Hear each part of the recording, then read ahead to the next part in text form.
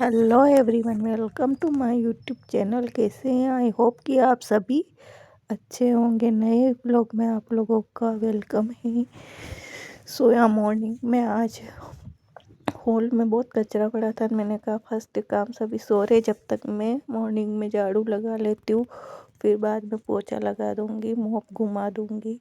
सो यहाँ मैं मॉर्निंग में उठते से फर्स्ट काम यही किया था। तो यहाँ लगाने के बाद बहुत बड़ा है हॉल, तो यहाँ करना ही पड़ता है। उसके सामने वाले रूम में भी करना पड़ता है।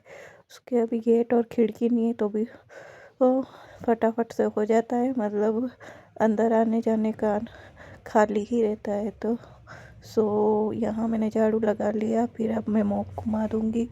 ये तो कंपलसरी ये करना ही पड़ता है। अब इधर किचन में आई तो चाय बनाने लग गई। दूध एक तरफ ज़्यादा था, उसको गर्म करके रख दिया और एक में मैंने चाय बना ली, क्योंकि दूध वाले भैया लेट आते 9 बजे तक, तब तक चलाना पड़ता है। सोया मैंने चाय पत्ती शक्कर ऐड कर दिया, फिर मैं नहा ली और कुछ बर्तन पड़े थे तो इनको भी जमा दिए थे। मैंने कहा ये कर लेती हूँ, चाय बनती है जब तक। एंड पूजा पाठ सारा काम वर्क हो गया था मेरा ऑलमोस्ट। तो बस अब मैं यहाँ ये बर्तन जमा लूँगी, उसके बाद अपने नोट्स भी बनाऊँगी। इधर कबूतर आ गया था खिड़की में, तो खिड़की खुली रहती है तो आ ही जाता है, ये फिक्स है। ये इसका एक काम बन गया है, आना जाना और मेरे को भगाना। सो यहाँ दिन में ये पीकॉक आके बैठ गया, मोर आके बैठ गया, तो इसको देखने लग गई। कभी कभी मोर भी आते, कभी कभी पैरट भी आते, कभी कभी बंदर भी आते। बंदर तो अक्सर आता ही है, ऐसा कोई दिन होता है जो नहीं आते हैं। और कबूतर, ये तो इनकी जगह है। यहाँ कुछ मक्का वक्का कुछ भी डालते हैं तो ये आते रहते पक्षियों। तो ये क्वार्टर है, क्वार्टर के ऊपर बैठे रहते हो। यहाँ पर पीपल का पेड़ भी है और पास में एक नीम का पेड़ भी है, तो बंदर भी आते रहते हैं। और ये भी तो कुछ भी पक्षी होते हैं तो वो भी आते रहते हैं। सो बस अब मैंने चाय भी पी ली, अपना सारा वर्क कर लिया, सभी काम से मैं फ्री हो गई थी। तो आज मैंने बनाई थी मेथी की सब्ज़ी, थोड़ी सी ही बनाई क्योंकि कोई खाता नहीं, तो मैंने कहा पराठे रहने देती हूँ। और वो मसाले वाले पराठे बनाए थे, तो इसमें नमक मिर्ची ऐड करके आटा गूँध लिया था, तो ये बनाए थे। तो उसके लंच में भी बने थे, तो मैंने पहले ही बना के रख दिए। अब उसके बाद मैं तो अपना सारा वर्क करके फिर खाना खाती हूँ। तो यहाँ बस अब मैं खाना खा लूँगी। आप अपने नोट्स बनाते रहिए, प्रिपरेशन करते रहिए। पहले मेहनत स्टार्ट तो कीजिए, फिर रास्ते तो खुद पे खुद मिलते जाएंगे। अपनी कोशिश जारी रखनी चाहिए, पढ़ते रहना चाहिए, प्रैक्टिस करते रहना चाहिए, रिवीजन भी करो, सब कुछ करो। यहाँ मैंने मेथी की सब्ज़ी पराठे ले लिए मसाला वाले, और अब मैं छाछ ले लूँगी। मैं छाछ में सॉल्ट डाल के ही पीती हूँ, बिना सॉल्ट की मुझे छाछ अच्छी नहीं लगती है। और फ्रिज में मसाला पड़ा था बाज़ार से आया हुआ, तो मैंने कहा वो भी ले लेती हूँ। थोड़ा सा पैक करा के लाए थे, तो मैंने कहा वो मसाला भी ले लेती हूँ, चटनी वाला मसाला। नमक मिर्ची और लहसुन लाल मिर्च मिक्स होता है। और मैं अब खाना खा लूँगी, सभी कामों से फ्री होकर। फिर उसके बाद मैं नोट्स बनाऊँगी, जो मैं डेली बनाती हूँ, आपके साथ भी शेयर करती हूँ। आप अपनी प्रैक्टिस कीजिए और आप भी नोट्स बनाइए अच्छे अच्छे। मेरी वीडियो आप लोगों को थोड़ी भी हेल्पफुल लगे तो लाइक भी कीजिए, शेयर भी कीजिए, सब्सक्राइब भी कीजिए, और डेली ब्लॉग देखिए मेरा। अब बस अब मैं खाना खा लूँगी।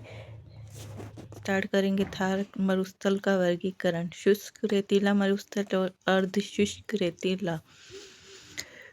मरुस्थलीय क्षेत्र की विशेषताएं।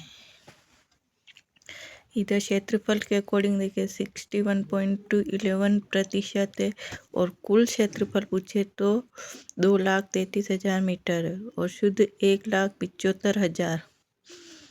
जिले पूछे तो 16 लगभग। जनसंख्या पूछे 40%। जलवायु शुष्क और अर्ध शुष्क। लंबाई 640 किलोमीटर, चौड़ाई 300 किलोमीटर, औसत ऊंचाई 150 मीटर और सामान्य ऊंचाई 200 से 300 मीटर।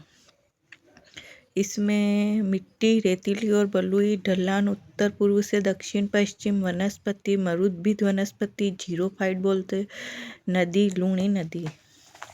अब इसकी विशेषताएं क्या क्या हो सकती? थार के मरुस्थल की, खारे पानी की झीलों की खारे पानी के झीलों की खारे पानी की झीलें अधिक।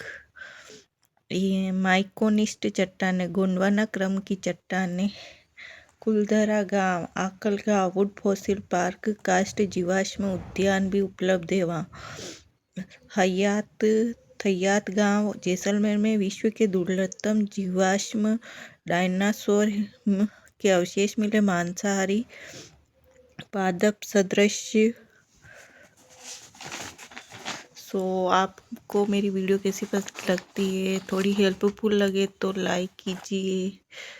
सर्वाधिक सौर ऊर्जा संभावनाएं, अपतटीय क्षेत्र के बाद सर्वाधिक पेट्रोलियम, सबसे जीवंत मरुस्थल, सर्वाधिक जनघनत्व, विश्व का 70वां बड़ा मरुस्थल। ये सारी इसकी विशेषताएं। अब मरुस्थल के प्रकार, ईर्ग, रेग और हम्माद। ईर्ग रेतीला मरुस्थल है, रेग मिश्रित मरुस्थल है और हम्माद चट्टानी और पथरीला मरुस्थल है। अब फर्स्ट है शुष्क रेतीला मरुस्थल। इसकी डिटेल पढ़ेंगे, जिसमें फर्स्ट बालू का स्तूप मुक्त प्रदेश, बालू का स्तूप युक्त प्रदेश। बालू का स्तूप मुक्त प्रदेश में 41.50% पथरीला और चट्टानी मरुस्थल है। हम्माद है, रेग व मिश्रित मरु है, लाटी सीरी क्षेत्र है। और बालू का स्तूप युक्त प्रदेश में 58.50% ईर्ग है, शुद्ध रेतीला मरुस्थल है। अर्ध शुष्क बालू का स्तूप है, अनुप्रस्थ बालू का स्तूप है, बरखान है, विभिन्न बालू का स्तूप है व प्लाया है। आई होप कि आपको मेरी ये वीडियो पसंद आई होगी। लाइक कीजिए, शेयर कीजिए, सब्सक्राइब कीजिए। नेक्स्ट वीडियो में मिलेंगे, तब तक के लिए बाय बाय।